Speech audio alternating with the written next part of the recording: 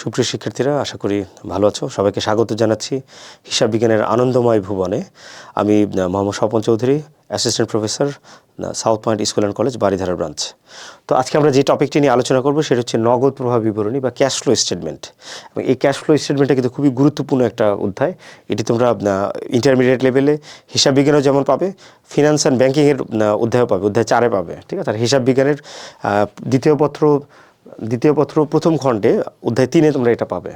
ঠিক আছে। আমরা একটু এগিয়ে যাই। নগদ প্রবাহ বিবরণীর ধারণা। ঠিক আছে। নগদ প্রবাহ বিবরণীটা কি? নগদ প্রবাহ শব্দের অর্থ কী? প্রবাহ শব্দের অর্থ হচ্ছে ঢেউ। ঠিক আছে। তাহলে ঢেউ দেখতে কেমন হয়? ঢেউ দেখতে হয়, ঢেউ কী করে? একবার উপরে উঠে একবার নিচে নামে, ঢেউ এমন হয়। তাই যখন আমাদের আয় হয়, আয় হলে কী হয়? ঢেউটা উপরে ওঠে, এবং ব্যয় হলে কী হয়? ঢেউটা নিচে নামে। তার মানে আয় হলে আয় হলে ঢেউ উপরে ওঠে, ব্যয় হলে নগদ নিচে নামে। মানে এই যে উপরে ওঠা এবং নিচে নামায়, এই উপরে ওঠা নিচে নামার সাথে সামঞ্জস্য আছে বিধায় এর নাম দেওয়া হয়েছে কি? তোমার নগদ প্রবাহ বিবরণী। মানে নগদটার যে প্রবাহ হবে, যে ঢেউ হবে, আয় হলে উপরে, ব্যয় হলে নিচে। ঠিক আছে। যে আয় হলো, ব্যয় হলো। ঠিক আছে। প্রতিষ্ঠানে যে টাকা, নগদ টাকা যখন আয় হয় সেটা উপরে ওঠে এবং ব্যয় হলে কি নিচে নামে, এবং এইভাবেই চলতে থাকে এই কাজ। তো এটা যা দেখতে অনেকটা কিসের মতো? ঢেউয়ের মতো। এই জন্য এটার নাম দেওয়া হয়েছে কি? নগদ প্রবাহ বিবরণী। ঠিক আছে। বা ঢেউয়ের সাথে তুলনা করা হয়েছে। তাহলে প্রতিষ্ঠানের প্রতিনিয়তই নগদের লেনদেন হয়ে থাকে। আয় হলে নগদ আন্তঃপ্রবাহ ঘটে। আন্ত মানে কি? আন্ত শব্দের অর্থ হচ্ছে ভিতরে বা অভ্যন্তরে। প্রবাহ হচ্ছে ঢেউ। মানে এই ঢেউটা যদি আমাদের প্রতিষ্ঠানের ভিতরে আসে, তাহলে এটা কীভাবে? আয় হবে। আয় হলে আন্তঃপ্রবাহ ঘটে, মানে ঢেউটা আমাদের ভিতরের দিকে আসে। আর ব্যয় হলে কি? নগদ বহিঃপ্রবাহ ঘটে। বহি মানে কি? বাহিরে। ব্যয় হলে নগদ টাকাটা কোথায় চলে যায়? বাহিরে চলে যায়। ঠিক আছে। এই জন্য এটাকে বহিঃপ্রবাহ বলা হয়। তাহলে এই যে আন্তঃপ্রবাহ এবং বহিঃপ্রবাহ, এর ফলে যে নগদ অর্থের হ্রাস বৃদ্ধি ঘটে, নগদ অর্থের হ্রাস বৃদ্ধির প্রবাহমানতাকে কী বলে? নগদ প্রবাহ বিবরণী বলে। এই নগদ বৃদ্ধির অর্থের যে হ্রাস বৃদ্ধি ঘটে, এটার প্রবাহমানতাকে বা চলমান প্রক্রিয়াকে কী বলা হয়? নগদ প্রবাহ বিবরণী বলে। তাই দেখো, যে হিসাব বিবরণীর মাধ্যমে নগদ অর্থের আগমন, নির্গমন বা হ্রাস বৃদ্ধি নির্ণয়পূর্বক সমাপনী নগদ তহবিলের পরিমাণ নির্ণয় করা হয়, তাকে নগদ প্রবাহ বিবরণী বলে। তাহলে এই যে নগদ প্রবাহ বিবরণীর মূল উদ্দেশ্য কী করা? যে আমার প্রতিষ্ঠানের শুরুতে কত ছিল, আমি কত খরচ করলাম, আমার আয় হলো কত, ব্যয় হলো কত, এবং বছর শেষে সর্বশেষ আমার হাতে আছে কত, এই যে টোটাল বিষয়টা, এটাকে বলা হয় তোমার নগদ তহবিল। এখন দেখো যে এখন অনেকের মনে প্রশ্ন থাকতে পারে, এটা তো আমি নগদান বইতেও করতে পারি, তাহলে নগদান বই আর নগদ প্রবাহের পার্থক্য রইল কি? হ্যাঁ, পার্থক্য আছে। তো পার্থক্যটা আমরা একটু দেখে নিই। নগদান বই এবং নগদ প্রবাহের পার্থক্য। নগদান বই ও নগদ প্রবাহের বিবরণীর মধ্যে পার্থক্য দেখো, কী কী পার্থক্য রয়েছে, এর উদ্দেশ্য কী? নগদান বইয়ের উদ্দেশ্য হলো একটি নির্দিষ্ট সময়ে নগদ জেরের পরিমাণ নির্ণয় করা। নির্দিষ্ট সময় নগদ জের। ঠিক আছে। এটা যে কোনো মাসের হতে পারে, জানুয়ারি, ফেব্রুয়ারি, মার্চ, এপ্রিল, নির্দিষ্ট সময়ের।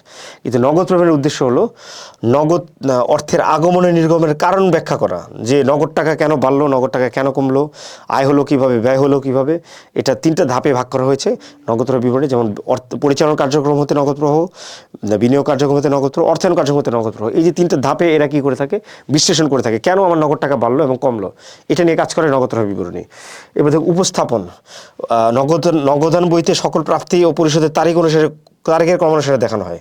এই তারিখ অনুযায়ী, যে 1 তারিখে আমি ব্যালেন্স বিলি দিয়ে শুরু করেছিলাম, 3 তারিখে আমার বিক্রয় হয়েছে, প্রাপ্তি দিকে লিখেছি, 5 তারিখে আমার ক্রয় হয়েছে, প্রধানের দিকে লিখেছি, এইভাবে করে চলতে থাকে আর কি। প্রাপ্তি, প্রধান, আয়, ব্যয়, ডেবিট, ক্রেডিট, এইভাবে চলতে থাকে। এটা হচ্ছে নগদান বই। কিন্তু নগদ প্রবাহ বিবরণী কী করে থাকে? নগদ প্রবাহ বিবরণী সকল প্রাপ্তি ও পরিশোধকে বিভিন্ন কার্যক্রমে শ্রেণীবিন্যাস করে দেখানো হয়। যেটা আমি একটু আগে বললাম, শ্রেণীবিন্যাস করে দেখে কার্যক্রমে। একটু আগে যেটা বললাম যে আমরা কি 3টা ধাপে এটা দেখাই, পরিচালন, বিনিয়োগ, অর্থায়ন। 3টা ধাপে আমরা কি এটা বিশ্লেষণ করে দেখাই কেন টাকার হ্রাস বৃদ্ধি ঘটলো। অন্তর্ভুক্ত উপাদান। নগদান বইতে কোনো অনগদ লেনদেন লিপিবদ্ধ করা হয় না। নগদান বইতে কোনো অনগদ লেনদেন লিপিবদ্ধ করা হয় না। ঠিক আছে। কোনোভাবেই হয় না। যেমন অবচয় অবলোপন, কুরিন সঞ্চিতি, পণ্য উত্তোলন, বিনামূল্যে পণ্য বিতরণ, এগুলো কিন্তু কোনোটাই কী হয় না? নগদান বইতে অন্তর্ভুক্ত হয় না। তবে এখানে একটা বিষয় আছে, নগদান বইতে একটা অনগদ আসে। বলতো কোনটা? সেটা হচ্ছে প্রাপ্ত বার্তা এবং প্রদত্ত বার্তা। এটা কিন্তু অনগদ লেনদেন হওয়া সত্ত্বেও সেটা কিন্তু নগদান বইতে আসে। তো এটা কিন্তু ব্যতিক্রম যদিও। এরপর দেখো যে এই পদ্ধতিতে অনগদ লেনদেন সমন্বয় করে নিট মুনাফাকে নিট প্রবাহের নগদ রূপান্তর করা হয়। ঠিক আছে। এই অনগদ লেনদেনগুলোকে সমন্বয় করা হয়। যেমন অবচয় অবলোপন। এই অবচয় অবলোপনকে আমরা কী করে থাকি? পরিচালন কার্যক্রমে সমন্বয় করে এটাকে নগদ অর্থের সাথে নগদ প্রবাহে কী করে থাকি? রূপান্তর করে থাকে। ঠিক আছে। এবার বাধ্যবাধকতা। নগদান বই তৈরি করা প্রতিষ্ঠানের জন্য বাধ্যতামূলক নয়। কেউ যদি চায় যে আমি নগদান বই প্রস্তুত করবো না, এটা বাধ্যতামূলক নয়। আমি চাইলেও খতিয়ান থেকে কী করতে পারি, ওটা ব্যালেন্স দিতে পারি। কিন্তু আন্তর্জাতিক হিসাব মান IAS 7 অনুযায়ী নগদ প্রবাহ বিবরণী প্রস্তুত করা বাধ্যতামূলক। এটা অবজেক্টিভ আসে যে আন্তর্জাতিক হিসাব মান কত অনুযায়ী নগদ প্রবাহ বিবরণী প্রস্তুত করা বাধ্য। IAS 7 অনুযায়ী নগদ প্রবাহ বিবরণী প্রস্তুত করা বাধ্যতামূলক, এবং এটা বর্তমানে আর্থিক অবস্থার বিবরণীর সাথে অবশ্যই এটার একটা কপি সংযুক্ত করতে হয়। ইন্টারন্যাশনাল অ্যাকাউন্টিং স্ট্যান্ডার্ড IAS 1 অনুযায়ী নগদ প্রবাহ আর্থিক অবস্থার বিবরণীর একটা অংশ হিসাবে নগদ প্রবাহ বিবরণীকে স্বীকৃতি দেওয়া হয়েছে। এবং যখনই আমরা আর্থিক বিবরণী প্রস্তুত করব, নগদ প্রবাহ বিবরণীর একটা শিট করব, সংযুক্ত করি এখানে। তো এরপর দেখি আমরা নগদ প্রবাহ বিবরণী প্রস্তুতের ধাপসমূহ বা পদ্ধতিসমূহ। যে নগদ প্রবাহ বিবরণী প্রস্তুত পদ্ধতি দুটি, একটা হচ্ছে প্রত্যক্ষ পদ্ধতি আর একটা হচ্ছে পরোক্ষ পদ্ধতি, ঠিক আছে। আর এই প্রত্যক্ষ বলি বা পরোক্ষ বলি, এই দুইটা পদ্ধতিতেই তিনটা ধাপ রয়েছে। যেমন পরিচালন কার্যক্রম, বিনিয়োগ কার্যক্রম, অর্থায়ন কার্যক্রম, তিনটা ধাপ রয়েছে, পরিচালন, বিনিয়োগ এবং অর্থায়ন কার্যক্রম। তো আমরা এই ধাপগুলো সম্পর্কে একটু আলাদা আলাদা করে আলোচনা করি। যেমন নগদ প্রবাহ বিবরণীর পরোক্ষ পদ্ধতির ধাপসমূহ। যেমন পরিচালন কার্যক্রম হতে নগদ প্রবাহ, এখানে কী কী আছে দেখি আমরা। পরিচালন কার্যক্রম হতে নগদ প্রবাহ অঙ্কটি মূলত শুরু হবে নিট মুনাফা বা নিট আয় দিয়ে, ঠিক আছে।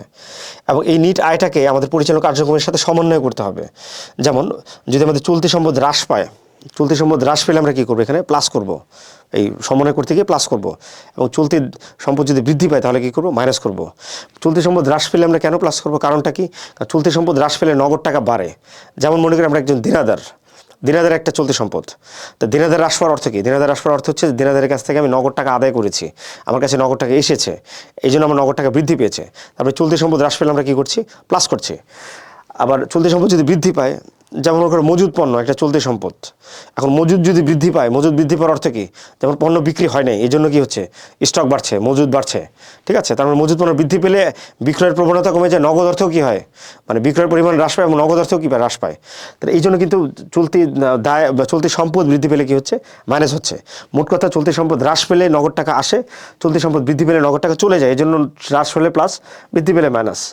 চলতি দায় হ্রাস, চলতি দায় যদি হ্রাস পায় মাইনাস হবে, বৃদ্ধি পেলে প্লাস হবে। তো চলতি দায় হ্রাস পেলে কেন মাইনাস হবে? কারণ চলতি দায় আমরা মনে করি পাওনাদার একটা চলতি দায়, পাওনাদার হ্রাস পাওয়ার অর্থ কী, যে পাওনাদারকে আমি টাকা দিয়েছি, টাকা পরিশোধ করেছি, সেজন্য সে হ্রাস পেয়েছে, এবং তাকে টাকা পরিশোধ করার ফলে আমার কাছ থেকে নগদ টাকা চলে গিয়েছে, এই জন্য এখানে কী হচ্ছে, হ্রাস পেলে কী হচ্ছে, মাইনাস হচ্ছে। আমাদের মূল থিমটা হচ্ছে যে নগদ টাকা, যে আমার এই ঘটনা ঘটার ফলে আমার নগদ টাকা বাড়লো নাকি কমলো, নগদ টাকা আসলো নাকি চলে গেল, ঠিক আছে। নগদ টাকা যদি বেড়ে যায় প্লাস, নগদ টাকা যদি চলে যায় বা হ্রাস পায় তাহলে কী হবে, মাইনাস হবে। মানে এটা দায়ের ক্ষেত্রে, তো দায় যদি হ্রাস পায় তাহলে মাইনাস হবে, কারণ আমি দায়কে পরিশোধ করেছি এই জন্য। আর দায় যদি বৃদ্ধি পায়, যেমন পাওনাদার যদি বৃদ্ধি পায়, তার মানে কী বোঝা গেল, যে পাওনাদারকে আমি টাকা দিই নেই, তাকে টাকা পরিশোধ করে নিই, এই জন্য আমার নগদ টাকা কী হচ্ছে, বাড়ছে, এই জন্য এটা কী হবে, প্লাস হবে, ঠিক আছে। এটা এরপর অবচয় অবলম্বন সবসময় প্লাস। এখন অবচয় অবলম্বন সবসময় কেন প্লাস হবে, কারণটা কি? অবচয় তো মাইনাসে আমরা জানি, এটা প্লাস হওয়ার কারণ এই জন্যই যে এই যে আমরা যে নিট মুনাফা বের করেছি, এই যে নিট মুনাফা বা নিট আয়, এই নিট মুনাফা বের করতে গিয়ে নিট মুনাফার ফর্মুলা কি না, আয় মাইনাস ব্যয়, আয় মাইনাস ব্যয় ইকুয়ালস টু নিট মুনাফা।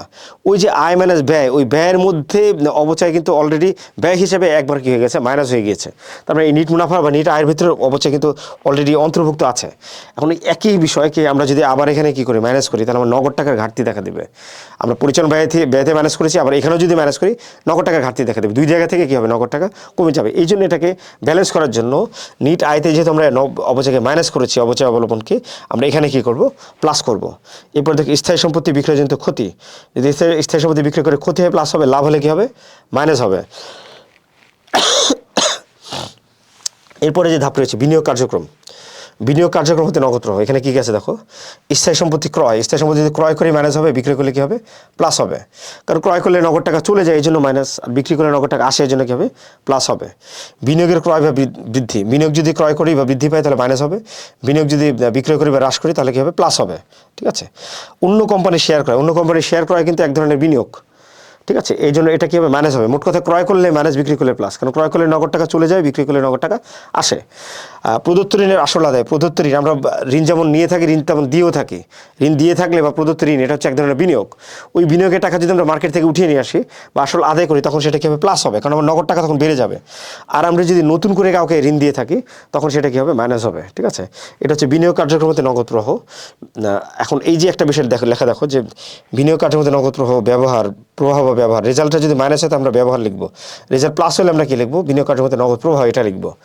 এরপর একটা দেখো যে অর্থায়ন কার্যক্রম, ধাপ 3, অর্থায়ন কার্যক্রমে কী কী থাকবে? অর্থায়ন কার্যক্রম হচ্ছে মূলত আমরা প্রতিষ্ঠানের যখন মূলধন ঘাটতি দেখা দেয় বা মূলধনের প্রয়োজন হয়, তখন আমরা কী করে থাকি? সাধারণ জনগণের কাছে শেয়ার, বন্ড, ঋণপত্র ইস্যু করে কী করে থাকি? অর্থায়ন করে থাকি। মানে মূলধন ঘাটতি দেখা দিলে বা মূলধনের প্রয়োজন হলে, অতিরিক্ত মূলধন, তখন আমরা কী করে থাকি? অর্থায়ন কার্যক্রমের কাজ করে থাকি। এবং এই অর্থায়ন আমরা কীভাবে করি? শেয়ার ইস্যু, বন্ড ইস্যু, ঋণপত্র ইস্যু সাধারণ জনগণের কাছে ইস্যু করে তাদের কাছে টাকা এনে আমরা কী করি? মূলধন সংস্থান করি। এবং যখন তাদের কাছে টাকা নিয়ে আসবো, তখন সেটা কী হবে? প্লাস হবে। ঠিক আছে? আর এগুলো অর্থায়ন করার বিনিময়ে যে সাধারণ জনগণের কাছে যেগুলো আমরা ইস্যু করলাম, এই ইস্যু করার বিনিময়ে তাদেরকে আমাদের কী করতে হবে? তাদেরকে আমাদের মূল্য পরিশোধ করতে, বন্ডের সুদ পরিশোধ করা লাগতে পারে, তাদের ঋণ পরিশোধ করা লাগতে পারে, তাদেরকে আমরা শেয়ারের বিনিময়ে লভ্যাংশ পরিশোধ করা লাগতে পারে। তো এগুলো হচ্ছে তোমার কি মাইনাস হবে। ঠিক আছে? ইস্যু করলে প্লাস হবে, এই জন্য যে ইস্যু করলে টাকা আসে, আর পরিশোধ বা প্রদান করলে কী হবে? মাইনাস হবে। তো এই সবগুলো প্লাস মাইনাস করে আমি সব শেষে যে রেজাল্টটা পাবো, এটারও একটা রেজাল্ট আসবে, অর্থায়ন কার্যক্রমে নগদ প্রবাহ। যদি প্লাস হয় রেজাল্ট, আমরা লিখবো অর্থায়ন কার্যক্রমে নগদ প্রবাহ। আর যদি মাইনাস হয়, লিখবো অর্থায়ন কার্যক্রমে নগদ ব্যবহার। নিট নগদ হ্রাস বৃদ্ধি, যদি হ্রাস পায় মাইনাস হবে, বৃদ্ধি পেলে কী হবে? প্লাস হবে। এখন এই যে টাকা হ্রাস বৃদ্ধির সাথে আমরা কী করবো? প্রারম্ভিক নগদ জের, এটাকে প্লাস করব, প্রারম্ভিক নগদ জেরকে প্লাস করব। এবং নিট নগদ হ্রাস বৃদ্ধির সাথে প্রারম্ভিক নগদ জেরকে প্লাস করলে আমরা পাবো সমাপনী নগদ জের, এটা পাবো। ঠিক আছে? এবার আমরা এক নজরে দেখে নিই এটা কীভাবে করতে হয়। যেমন নগদ প্রবাহ ধারণা পদ্ধতিসমূহ প্রত্যক্ষ পদ্ধতি। এবং প্রত্যক্ষ পদ্ধতিতে দেখো, এখন এখানে একটা বিষয় আছে, প্রত্যক্ষ পদ্ধতি আমাদের সিলেবাসে বা আমাদের বোর্ডে কিন্তু প্রত্যক্ষ পদ্ধতির প্রচলনটা খুব কম। ঠিক আছে? আমরা পরোক্ষ পদ্ধতির অঙ্কই বেশি আসে। তো এটার সাথে কিন্তু শুধুমাত্র পরিচালনা কার্যক্রমে নগদ প্রবাহ, এই ধাপের ভিন্নতা রয়েছে। প্রত্যক্ষ এবং পরোক্ষের মধ্যে যে পার্থক্য, সেটা হচ্ছে এই ধাপের। ঠিক আছে? পরিচালনা কার্যক্রমে নগদ প্রবাহ, প্রাপ্তি প্রদান, এই ধাপের ভিন্নতা রয়েছে। যেমন এখানে আমরা পরিচালনা কার্যক্রমে নগদ প্রবাহ প্রাপ্তি সমূহ দিয়ে শুরু করব। প্রাপ্য হিসাব থেকে নগদ প্রাপ্তি, সুদ বাবদ নগদ প্রাপ্তি বা লভ্যাংশ আয় বাবদ প্রাপ্তি, এই তিনটা প্রাপ্তিকে আমরা যোগ করবো, এটা প্রাপ্তি। এই প্রাপ্তির থেকে পরিশোধকে আমরা কী করবো? মাইনাস করবো। যেমন আমরা সরবরাহকারী বা পাওনা থেকে যদি পরিশোধ করে থাকি, সেটা মাইনাস হবে। খরচ বাবদ নগদে পরিশোধ করি, সুদ খরচ নগদ পরিশোধ, আয়কর পরিশোধ করে থাকি, তাহলে এই প্রাপ্তি থেকে আমরা প্রধানকে মাইনাস করলে আমরা কী পাবো? পরিচালন কার্যক্রম হতে নগদ প্রবাহ, এটি পাবো। ঠিক আছে? এরপর আমরা একটু প্রত্যক্ষ পদ্ধতি দেখে রাখি।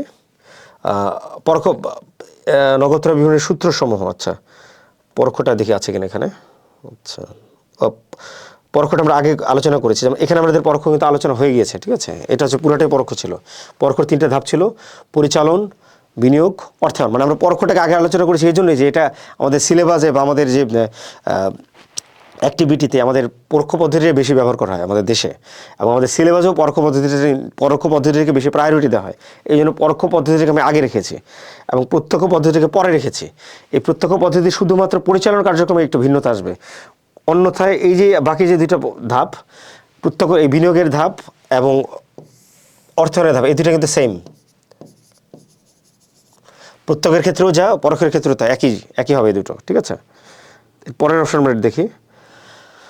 কিছু সূত্র আছে, নগদ প্রবাহ বিবরণী প্রস্তুত করার কিছু সূত্র রয়েছে। যেমন কী কী সূত্র? লভ্যাংশ প্রদান।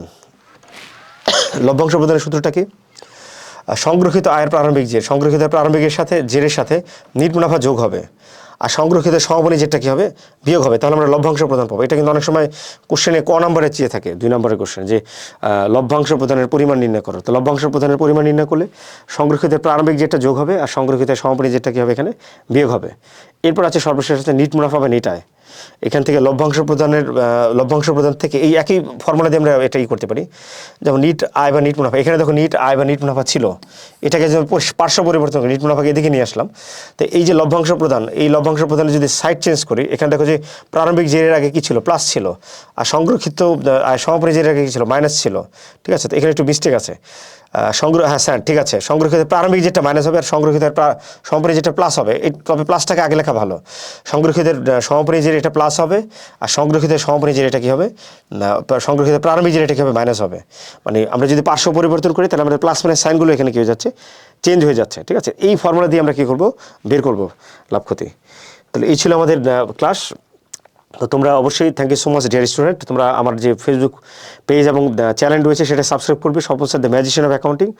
আর হোয়াটসঅ্যাপ নাম্বারে যদি কোনো গুরুতর প্রবলেম থাকে অঙ্কে, হোয়াটসঅ্যাপ নাম্বারে কল করতে পারো, 0168274463 এই নম্বরে। ঠিক আছে? তো সবাইকে আবারও স্বাগত জানাচ্ছি। সবাই ভালো থেকো, সুস্থ থেকো। আজ এই পর্যন্তই। আল্লাহ হাফেজ।